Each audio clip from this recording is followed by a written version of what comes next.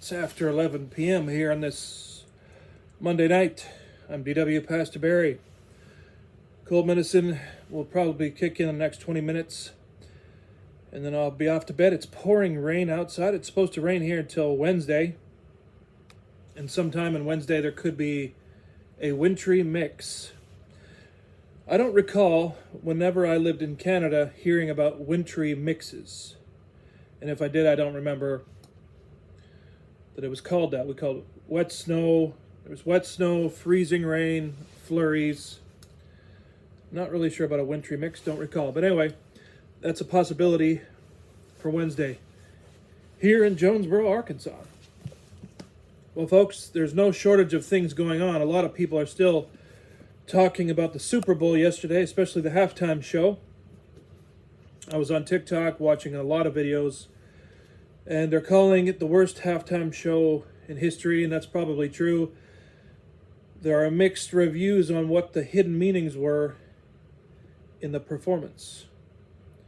Strife, division, definitely political. I saw the marching of the people. They're wearing red and white and blue colors, marching, people laying down as though dead. I don't know. There's a few things we can take from all that. I'm not going to discuss that, but that's one of the biggest talks of the town. And now we're hearing more reports of more plane crashes. Nothing like, I don't want to downplay somebody's death, so that's not my intention, but thank God none of these plane crashes as of late have been big commercial airlines. They've been smaller planes, but another one apparently crashed in Arizona. I don't know if it was today or yesterday. I don't know. And then I heard Philadelphia riots, or people celebrating. One young person apparently fell off a lamppost and died. Just outright stupidity. Lose your life over that. Just unreal. And then, of course, every single day I have news pop-ups of Donald Trump and what he's been up to, and on and on and on it goes. And speaking of commercial airlines, I think it was Friday night, we were headed to the Valentine's banquet, and I thought I saw a commercial airline flying not too far from our place.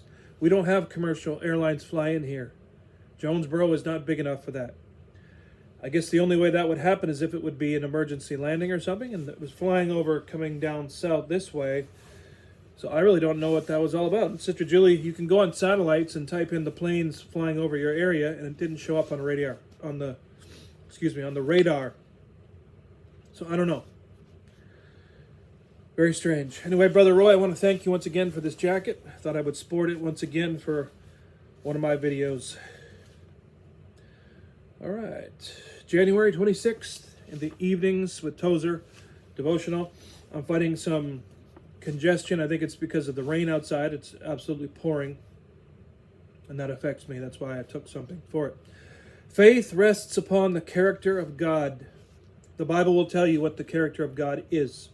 Philippians 1, verse 20 and 21 tells us, "So now also Christ shall be magnified in my body, whether it be by life or by death. For me to live is Christ, and to die is gain." Yeah, same for me.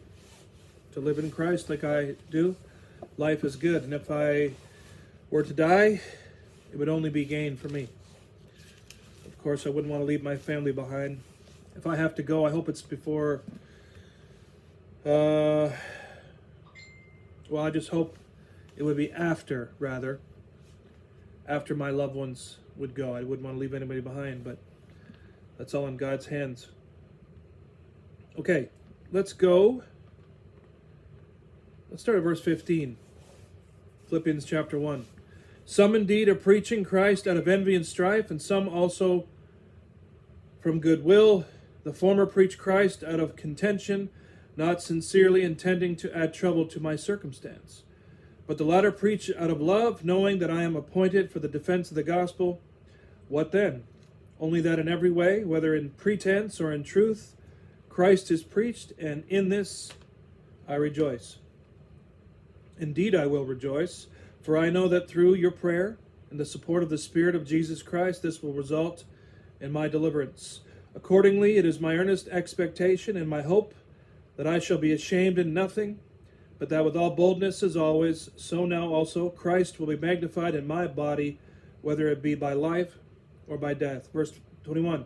For to me to continue living is Christ, and to die is gain. Verse 22. But if I am to live on in the flesh, this will mean fruitful labor to me, yet I do not know what I shall choose. And then he goes on saying he doesn't know which is better, to stay or to go home. Of course, there were advantages and disadvantages to both. Okay, let's see what Tozer has to say. Faith rests upon the character of God. He says, the witness of the Christian church is most effective when she declares rather than explains, for the gospel is addressed not to reason, but to faith. What can be proved requires no faith to accept, and faith rests upon the character of God, not upon the demonstrations of laboratory or logic. The power of Christianity appears in its antipathy toward, never in its agreement with, the ways of fallen men.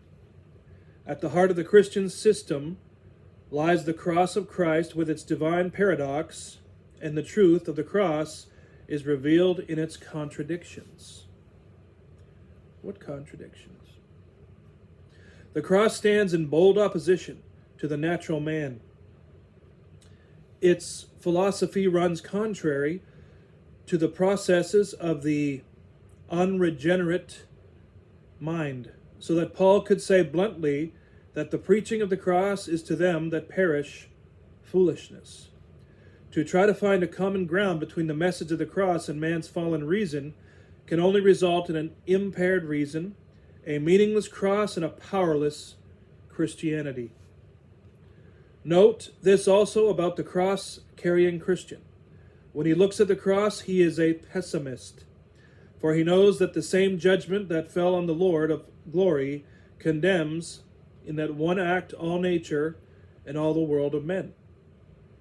He rejects every human hope out of Christ because he knows the man's noblest effort is only dust building on dust. Yet he is calmly, restfully optimistic, for the resurrection of Christ guarantees the ultimate triumph of good throughout the universe. Through Christ, all will be well at last, and the Christian waits the consummation. Don't even need to say it. Deep once again from Tozer. But it's good stuff. Some of you I know enjoy this kind of thing. For me, sometimes it's over my head a little bit, and sometimes it's deep. I really have to think about it. And when it's getting late, it's not so easy to do that. Nonetheless, stay in prayer. Folks, can't express that enough. Pray, pray, pray. And pray for yourself. Pray that you increase in your maturity, in your faith, and in your spiritual gifts. That they would manifest more. That's what I'm praying for. Have a wonderful night, guys. God bless you. I'll see you in the next Evenings with Tozer devotional.